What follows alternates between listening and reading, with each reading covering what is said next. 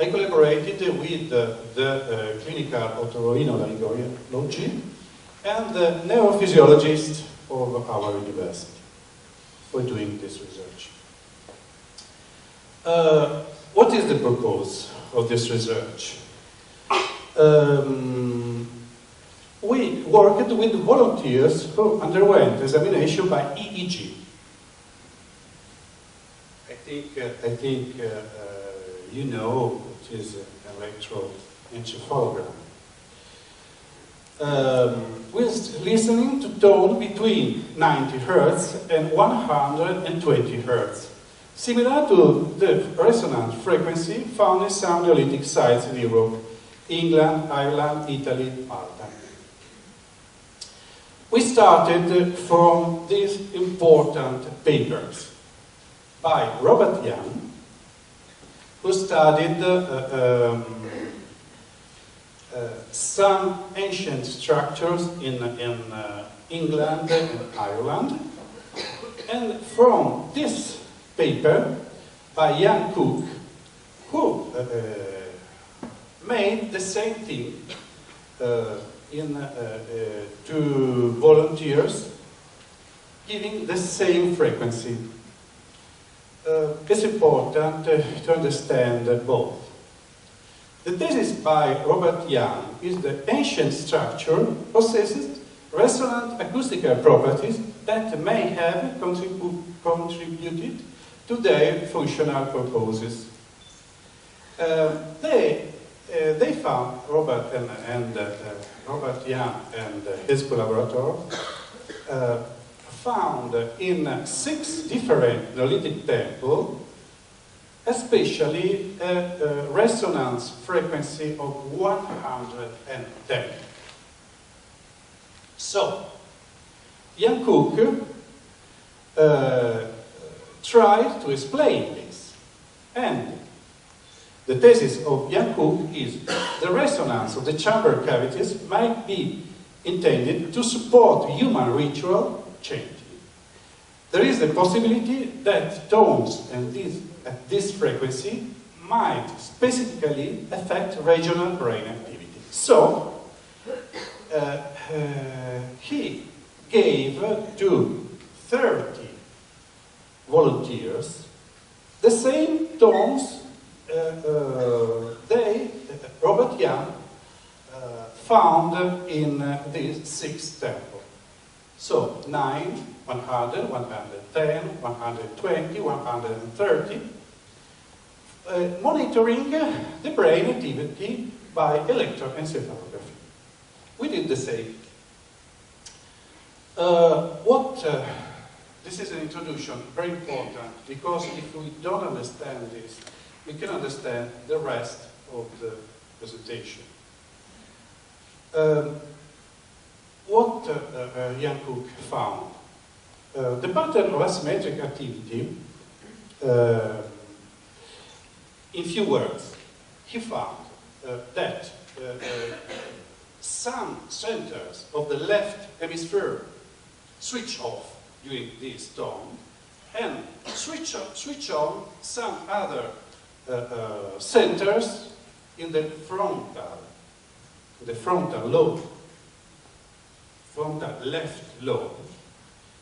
That is the source of thoughts.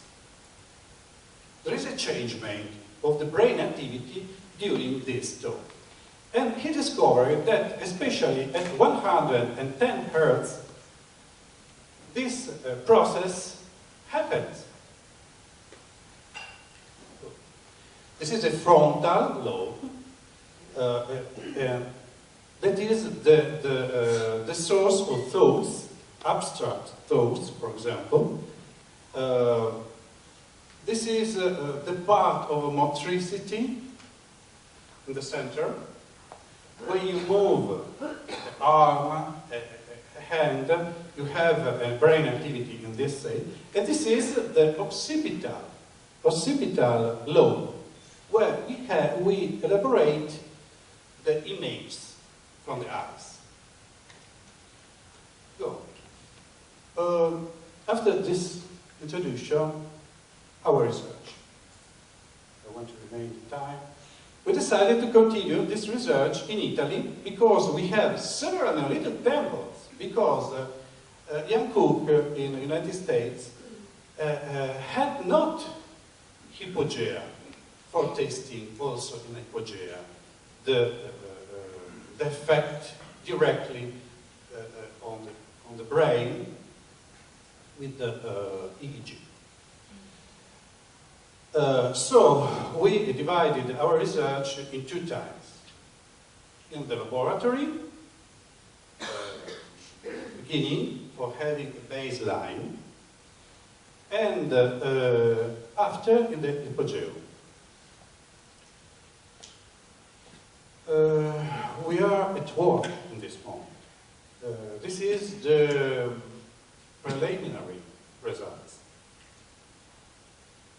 Okay, we took 10 volunteers instead of 30 by Ian Cook, but we examined for a lot of parameters these volunteers. We used also an absorbing sound room for testing the sound in the Otorhinolaryngology Clinic. This is fitted with the Faraday cage inside the walls to shield from any possible external electromagnetic interference that could affect the results. This because mobile telephones can affect, but in this room it's not possible that these results are not good. Go. This is the room. This is the room. This is the side of the operators, the staff. We used a computer for producing the right tones. The operators, I involved a lot of working. So it's very difficult to have an agreement among all these people. And I am the coordinator, and I had a lot of difficulty for doing this. For this reason, I think for finishing this research, we need another here. But we can go on and explain the preliminary result. Okay, for example, you can see respect the previous graphics. This is a tone, electric tone, inside the chamber. You can see no harmonics, you can see nothing else from the structure, only the tone. After 2 minutes of silence to evaluate the resting brain rhythm, the volunteers were subjected to the tones of 90, 95, so 5 hertz of distance between one and the other. Better than Ian Cook, who used 10 hertz of distance. Cook used 90, 100, 110. Okay, this is a difference. So we have a scale more, yes, better. This is the situation for the volunteers. They had a sort of headphone on the head. They are all enthusiasts of this research because it is amazing for them, the effect of this tone. This is the operators. We have 2 technicians for the EEG, 1 medical doctor and 1 technician for the tones, putting the tones. And this is the aspect you can have from the EEG with different electric activity of different zones of the brain. The operator, you cannot hear inside the chamber, inside the room, any sound, except what we want that the volunteer can listen.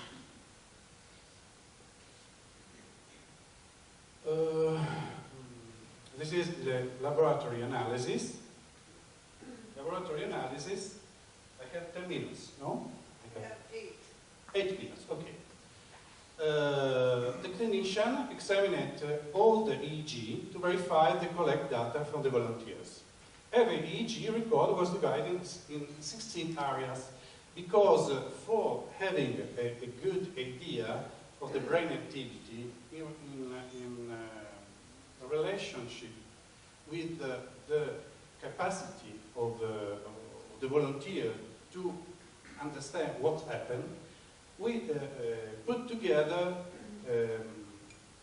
several groups of electrodes, of sensors. Okay, this is a particular.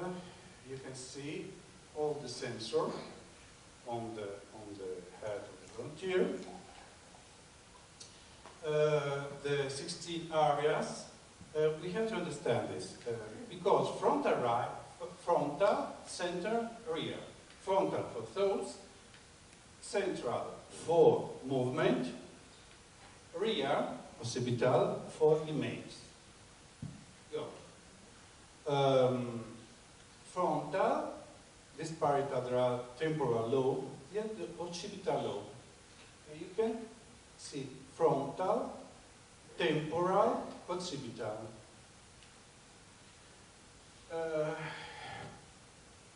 Brain tissue generates an electric field when active as a side effect of electrochemical process used by neurons for signaling.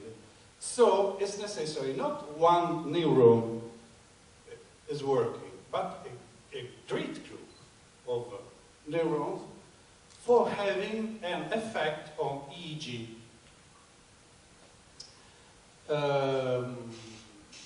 As I told, the frontal is for thoughts, abstract thought, occipital for image, temporal for motricity.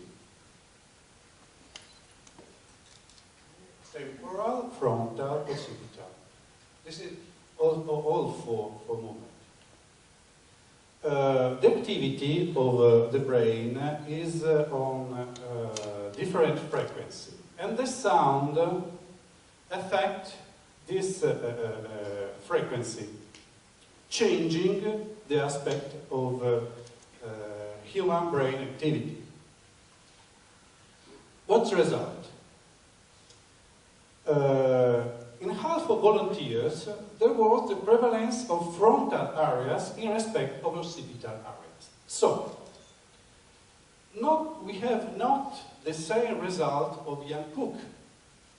Not only frontal, but some people have an effect on occipital lobe.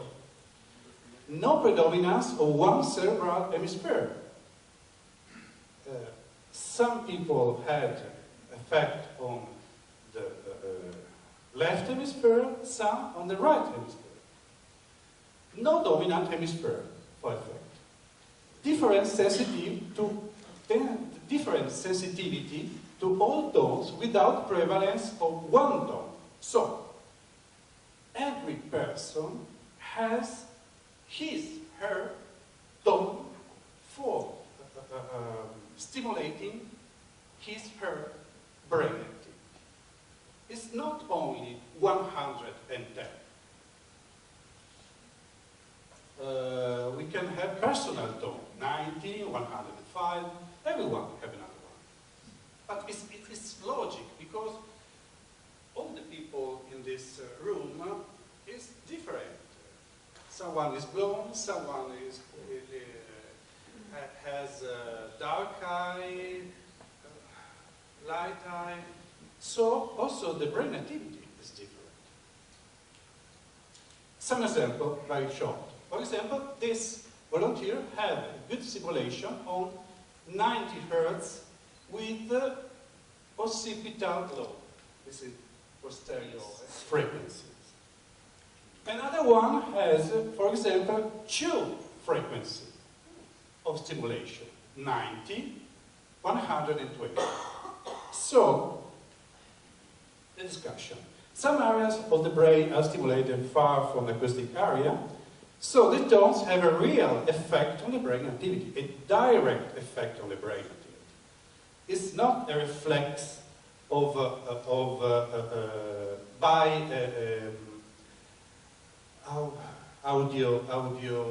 audio organs.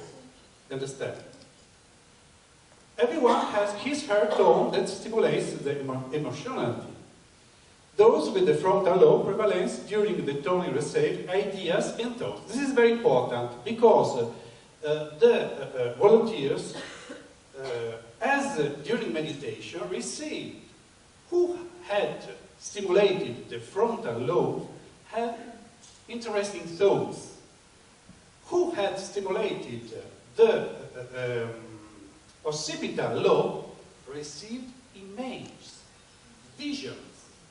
So the people in the cave, in the case of France, for example, during these sounds received image of thoughts in the same way. Conclusion. This offers a possible explanation of why various Neolithic temples have different tuning resonance of between 90 and 120 Hz.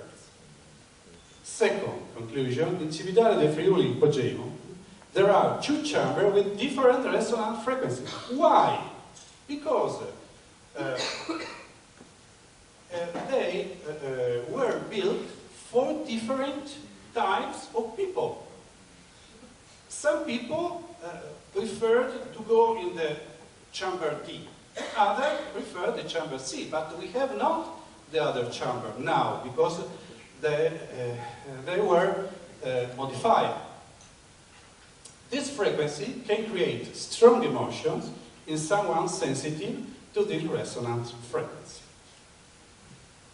What is the future of the research? We are modifying our protocol and will introduce a series of questions after exposition to the tones. Have you seen images? Have you interested in those during the sounds?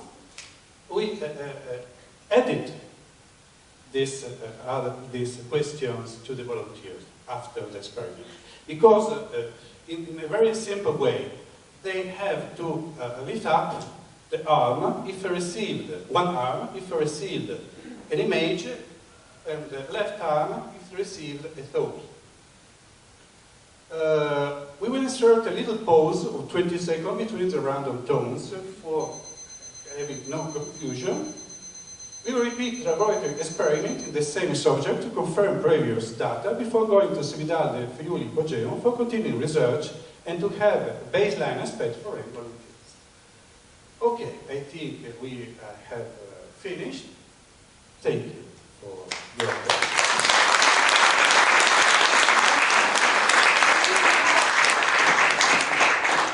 10 minutes for questions and answers with Dr. Lupicalis.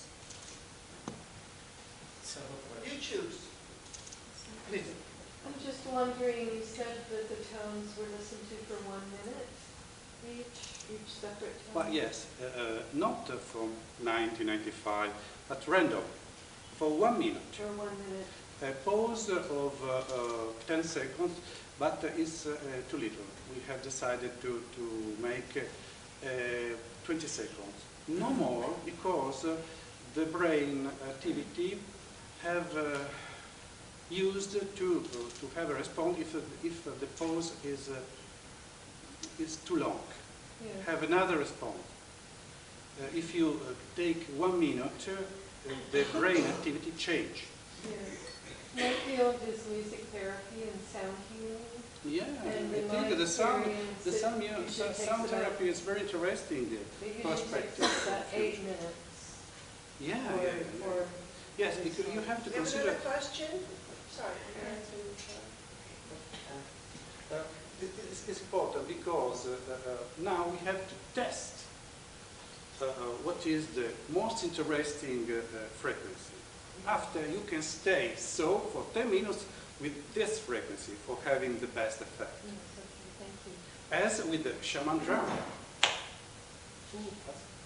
Oh, I was just wondering if there were different... Speak slowly because I speak about Oh, sorry, yeah. I wondered if there were average, when you averaged the data, if there were differences between the frequencies that affected men and women.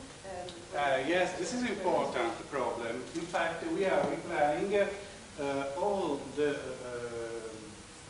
experiment with volunteers also from this aspect, because we had more women than men, and we didn't consider this aspect at the beginning, and now it's important. So in this moment we are redoing the same experiment in the same volunteers for knowing if this is important, because the technician knew who was the volunteer.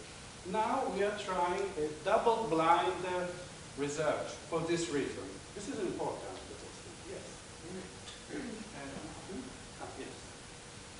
Me or me? Yes. Yes. Okay. It was very interesting. Please speak slowly. Yes. Okay, I will speak slowly. It was very interesting, mainly when your conclusions shows that different resonances are also important. Yes. Because the previous study of Cook and Salvage, they insisted on the frequency of 110. Yes. And this is very important. I hope that you publish that you send this for publication on the series. Yeah. And I can give you a practical example how people react differently to sounds. For example, I love the music of Carlos Santana, and my wife hates it. Yeah. This is real. This is real. Happiness, and she said, It's "Oh, kind of this music makes me nervous." Yeah. It's just so. It's just so. In fact, some volunteers say, this I don't like, but the other, yes. It's a direct impression. Just a quick comment. This is an excellent study, like the others we heard, and I'd like to